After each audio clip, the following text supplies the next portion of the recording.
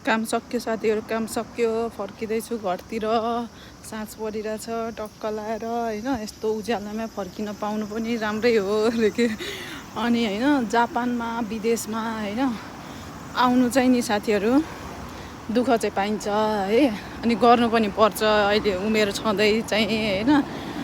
तर धेरै कुराहरू सिकाउँदो रहेछ कि आफ्नो आमा बुवाबाट टाढा भएपछि नि, यति कुराहरू सिकाउँदो रहेछ कि जिन्दगीले है। नेपालमा भएको आफ्नो आमा बुवासँग बसेको होइन 10,000 को जागिर खाएको मान्छे म अहिले आएर चाहिँ म चाहिँ जस होइन विदेशले चाहिँ मलाई मेच्योर बनायो, परिपक्व बनायो जस्तो चाहिँ मलाई चाहिँ लाग्छ है साथीहरू। म पहिला यस्तो कहाँ थिएँ र, यस्तो थिँदै थिएन कि म यस्तो मान्छे नै होइन। चञ्चलता धेरै, रिस धेरै होइन, हुन्छ नि अलिकति कस्तो खाले थियो भने त्यस्तै के आफ्नो जिम्मेवारी गर्न नखोज्ने होइन। अब त्यही त अनि आमा बुवासँग बसेपछि त्यस्तो हो। अनि बिहे गरेपछि केटी मान्छेको अनि मेन भनेको विदेश आएपछि होइन धेरै परिपक्व बनाउने रहेछ क्या विदेशले चाहिँ। त्यही भएर विदेश चाहिँ आउनु पर्ने रहेछ है साथीहरू। दुःख चाहिँ पाइन्छ फेरि। स्टुडेन्टमा आउनुभयो भने त झनै हुन्छ। मेरो सल्लाह भनेको चाहिँ वर्किङमा आउनुहोस्, कमाउनुहोस् होइन। बुढाबुढी आउनुहोस्, कमाउनुहोस्, मजाले कमाइन्छ।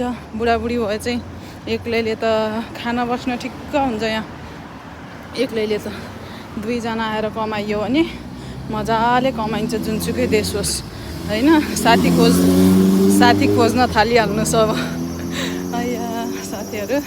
अनि जुन चाहिँ मातापिताहरूले हेरिरहनु भएको छ नि, अनि उहाँहरूले सोच्नुहुन्छ नि मेरो बच्चा चाहिँ लास्टै ऊ छ होइन, हाउडे अथवा हुन्छ नि अलिकति ऊ छ भन्नुहुन्छ नि, जिम्मेवारी लिनै खोज्दैन त्यस्तो भन्नुहुन्छ नि, विदेश पठाइदिनुहोस् विदेश।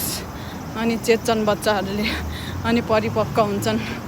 तर धेरै केयर गर्नुपर्छ ल। एक्लै पठाउनु भएको छ भने चाहिँ ती बच्चाहरूलाई हौसला दिइरहनु पर्ने हुन्छ होइन। कति कुरामा मन टुक्रा भइरहेको हुन्छ, लोनलिनेसले सताइरहेको हुन्छ विदेशमा होइन। धेरै कुरा हुन्छ। एक्लै बस्नेहरूलाई त धेरै मोटिभेट गरिरहनु पर्ने हुन्छ मातापिताले। तर दुईजना छन् भने चाहिँ आफै मोटिभेट हुन्छन्। ओके आजलाई यति नै ल साथीहरू। अब म किनमेल गर्छु अनि टक्क लाएर फर्किन्छु है। त्यस्तै छ कुराकानी जिन्दगानी है। बाई बाई सबैलाई यतिसम्म सुनिदिनु भएकोमा।